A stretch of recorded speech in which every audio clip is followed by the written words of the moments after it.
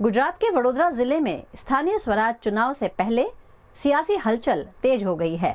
मुख्यमंत्री भूपेंद्र पटेल ने जिले में पहुंचकर 2 बड़ी जनसभाओं को संबोधित किया। वडोदरा जिले में स्थानीय स्वराज चुनाव को लेकर राजनीतिक माहौल तेज हो गया है। इसी कड़ी में बीजेपी के प्रचार के लिए मुख्यमंत्री भूपेंद्र पटेल जिले के दौरे पर पहुंचे और 2 अलग अलग स्थानों पर जनसभाओं को संबोधित किया। चुनाव घोषित होने के बाद ये मुख्यमंत्री की जिले में पहली सभा रही। उन्होंने सबसे पहले कोयली शेरखी रोड स्थित मैदान में पहुंचकर जनसभा को संबोधित किया। इसके बाद सावली के मंजूसर में आयोजित विकास संकल्प सभा में शामिल होकर जनता से संवाद किया। અત્યારે ફક્ત ને ફક્ત સ્થાનિક સ્વરાજ્યની ચૂંટણીઓ છે, એના સિવાયની કોઈ ચર્ચા નથી। જિલ્લાના 5 ધારાસભ્યો તમે જાણો છો મજબૂત છે, પોતપોતાના વિસ્તારની બધી જ સીટો જીતાડવાની એ તૈયારીઓ તમામ ધારાસભ્યોએ કરી છે। જિલ્લાની આ વખતનું પરિણામ ઐતિહાસિક હશે।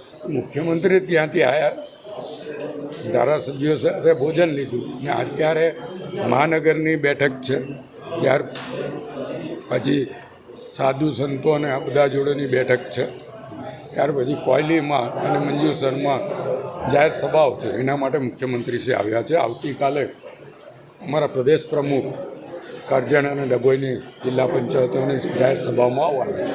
આજે જે રીતે ગુજરાતમાં સ્થાનિક સ્વરાજ્યની ચૂંટણીઓ માટે પ્રચાર માટે જનસમર્થન માટે મિટિંગો થઈ રહી છે, એના અન્વયે આજે વડોદરા જિલ્લાના પ્રવાસે માનનીય મુખ્યમંત્રી ભૂપેન્દ્રભાઈ પટેલ સાહેબ પધાર્યા છે।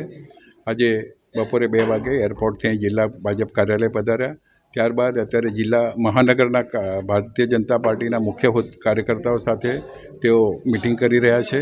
એ મિટિંગ પતશે ત્યારબાદ અમારા ભાજપ કાર્યાલય ખાતે જિલ્લાના સાધુ સંતો, વેપારી આગેવાનો, જુદા જુદા સમાજના આગેવાનો, પ્રબુદ્ધ નાગરિકો સાથે પણ ચર્ચા વિચારણા કરશે અને ત્યારબાદ 2 સભાઓનું આયોજન કરેલું છે। કોયલી મુકામે વડોદરા તાલુકાના અમારા ભારતીય જનતા પાર્ટીના જિલ્લા પંચાયત, તાલુકા પંચાયતના ઉમેદવારો માટેની જનસમર્થન માટેની મિટિંગ છે અને ત્યારબાદ સાવલી મુકામે મંજુસર ખાતે પણ આ રીતની એક બીજી સભાનું આયોજન સાવલી તાલુકાના જિલ્લા પંચાયત, તાલુકા પંચાયત અને નગરપાલિકાના ઉમેદવારો માટે કરવામાં આવ્યું છે।